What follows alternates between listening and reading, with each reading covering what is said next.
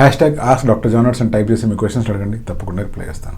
Gangadhar S sir, SMP ink blood స్ట్రీమ్లో ఎంత percentage కలుస్తుంది అండ్ ఎస్ఎంపి 5 years వరకు ఉంటుంది, సో ఆ 5 years రెగ్యులర్గా ఆ ఇంక్ బ్లడ్ స్ట్రీమ్లో కలుస్తూనే ఉంటుందా? Please reply. ఎస్ఎంపి అనగా స్కాల్ప్ మైక్రోపిగ్మెంటేషన్. ఈ స్కాల్ప్ మైక్రోపిగ్మెంటేషన్ ఎందుకు చేస్తాము, ఇది ఏంటిది అంటే, స్కాల్ప్ మైక్రోపిగ్మెంటేషన్ ప్రధానంగా ఎవరికైతే బట్టతల ఉందో వాళ్ళకి హెయిర్ డెన్సిటీ ఇంప్రూవ్ చేయడానికి చేస్తాం.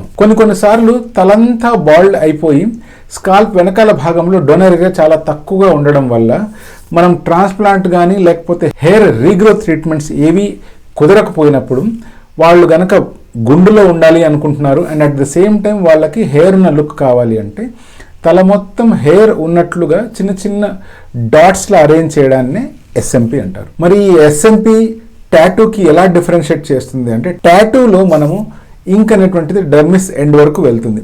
అదే గనక మనం ఎస్ఎంపిలో అయితే ఎపిడర్మల్ ఏరియాలో మాత్రమే ఈ ఇంక్ అనేటువంటిది వెళ్తుంది. సో మీరు అడిగిన ప్రశ్న, ఈ ఇంక్ అనేటువంటిది మన బ్లడ్ స్ట్రీమ్లో ఎంత పర్సంటేజ్ కలుస్తుంది అంటే, మనం కనుక కరెక్ట్గా ఎస్ఎంపి చేస్తే, అంటే ఒక క్వాలిఫైడ్ పర్సన్, ఒక ఎక్స్పీరియన్స్డ్ పర్సన్ కనుక మీకు ఎస్ఎంపి చేస్తే ఈ ఇంక్ అనేటువంటిది బ్లడ్ స్ట్రీమ్లో అసలు కలవదు.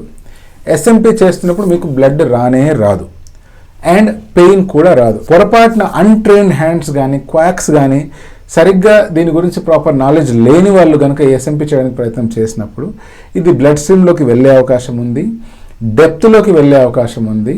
మనకు కావాల్సిన రిజల్ట్ కాకుండా మన హెయిర్ డాట్స్ ఏవైతే ఫామ్ అవుతాయో అవి స్ప్రెడ్ అయ్యే డాట్స్ లాగా కలర్ మారిపోయి బ్లాక్గా కనపడకుండా గ్రీన్గా కనిపించే అవకాశం ఉంది. సో ప్రాపర్గా కనుక మీరు ఎస్ఎంపి చేయించుకున్నట్లయితే అది బ్లడ్ స్ట్రీమ్లో కలిసే అవకాశమే లేదు.